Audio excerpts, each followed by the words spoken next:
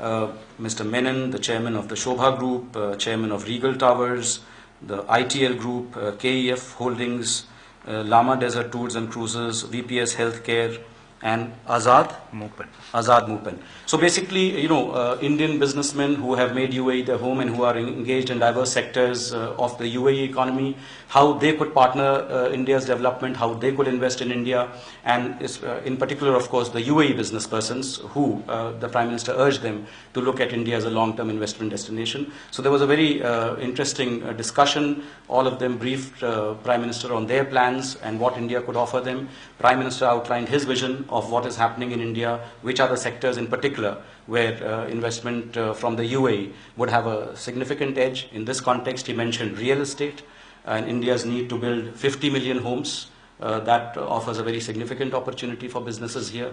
He also mentioned the agriculture sector and our need for cold chain networks, cold storage, as well as warehousing facilities.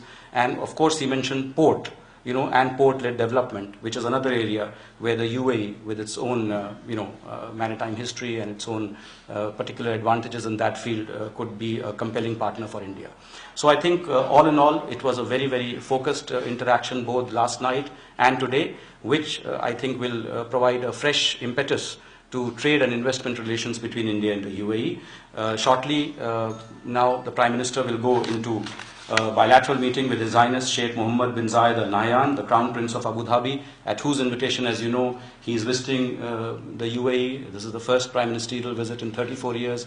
Prime Minister referred to that. In fact, he said it's very ironic that there are 700 flights between India and the UAE, but it took every week, 700 flights a week. But it took 34 years for an Indian Prime Minister to visit this country, and he promised his UAE host that this will not be allowed to happen again. So I think I will stop here, and if Ambassador has to add anything, anyway, Ambassador can add something, and then he'll come in the Q&A session. Very briefly, the interaction was with literally the who is who of investors of UAE. But the Prime Minister summed up the discussions by saying that the cooperation between UAE and India in the economic field should be targeted at benefiting the common people. So that was really the point, that whatever we do in terms of cooperation, and the potential is very high, the opportunities are very high, but it should all focus on what will benefit the common man. I would like to just mention that some of the coverage which has come out has wrongly named the culture minister who was at the mosque yesterday, with whom he had taken a selfie. It is Sheikh Nahyan, Nahyan bin Mubarak Al Nahyan. Some of you have, some of your publications have referred to him as Sheikh Hamdan, Hamdan. That is, there is another Sheikh by that name. I just wish to clarify that. And finally, the most important, I think one of the most important developments which happened last night was the announcement by the UAE government that a long-standing wish of the Indian community to have a temple in Abu Dhabi. As you know, there are two temples in Dubai, but there is no Indian temple in Abu Dhabi. So that wish has been fulfilled. On the occasion of the Prime Minister's visit, they have announced that land will be given to the Indian community to construct a temple. And I think this has been very warmly welcomed, across both India and the UAE by the communities on both sides. It is again an extremely significant development, since the whole Emirate of Abu Dhabi has never had a temple.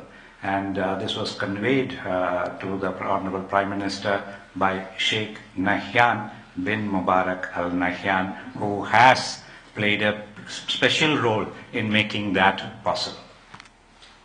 Okay, questions? The Foreign Minister, in his article that he wrote on the eve of Prime Minister's arrival here, mentioned about the strategic dimension of this relationship. Can we get some glimpse of what it is? Specifically, there are some reports about the Indian side asking for some specific help from UAE in connection with Pakistan, for example, and more specifically about seizure of properties of Dawood Ibrahim in the Emirates. You see, the bilateral talks between the Prime Minister and His Highness the Crown Prince are just about to begin. We would not like to preempt anything. After the talks, we expect a joint statement to be issued. Thereafter, Prime Minister will travel to Dubai, where he will meet the Prime Minister and the ruler of Dubai also. All I can just say to you is that we expect the unveiling of a comprehensive strategic partnership between India and the UAE following the talks at the highest political levels. Any other questions? Can we get a list of the businessmen who were? I've already tweeted that. You can go to my Twitter account and you'll see the list of Indian business persons as well as the UAE business persons. Okay, then I think the next briefing will be at 5:30 today in Dubai. After the joint statement would have already been issued by then, Foreign Secretary will take that briefing. So I think then you can ask those questions that you are wanting to ask. Thank you. Thank you.